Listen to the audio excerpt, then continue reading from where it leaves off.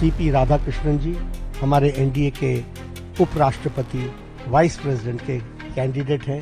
उपराष्ट्रपति पद के लिए एनडीए ने महाराष्ट्र के राज्यपाल सीपी राधाकृष्णन के नाम पर मुहर लगा दी है। लेकिन सवाल यही है, धनखड़ की जगह आखिर क्यों चुना गया दक्षिण भारत का ये चेहरा? और पीएम मोदी ने उनके बायोडेटा में ऐसा क्या देखा जिसने उन्हें देश का दूसरा सबसे बड़ा संवैधानिक पद दिलवा दिया?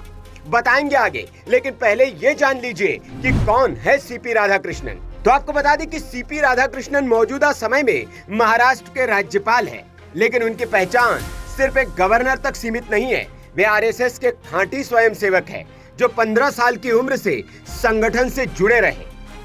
2 बार लोकसभा सांसद चुने जा चुके हैं। राधाकृष्णन का मूल घर तिरुपुर तमिलनाडु है। जातीय पृष्ठभूमि से आते हैं, ओबीसी नेता है और यही उन्हें तमिलनाडु की सामाजिक राजनीति में खास बनाता है। असल में ये सिर्फ एक नियुक्ति नहीं, बल्कि 2026 के तमिलनाडु विधानसभा चुनाव से जुड़ी मोदी शाह की दूरगामी रणनीति है। तमिलनाडु में दशकों से डीएमके और एआईएडीएमके का दबदबा रहा है।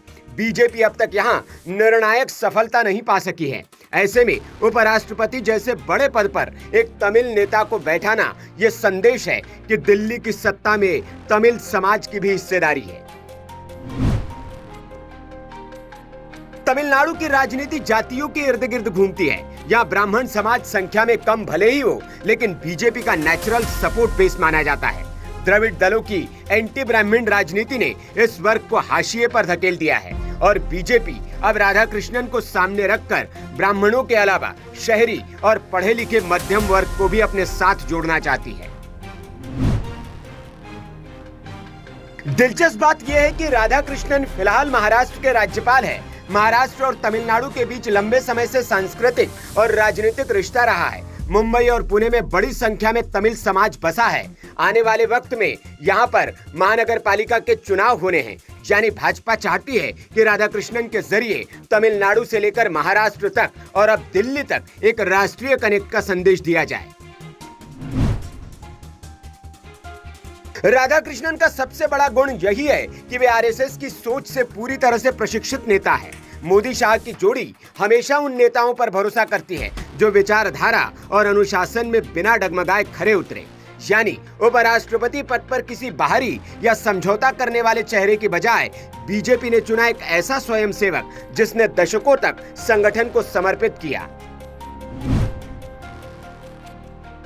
इतिहास गवाह है, तमिलनाडु से नेता राष्ट्रपति भवन तक पहुंचे, मंत्री बने, स्पीकर बने, लेकिन उपराष्ट्रपति पद पर यह पहला मौका है।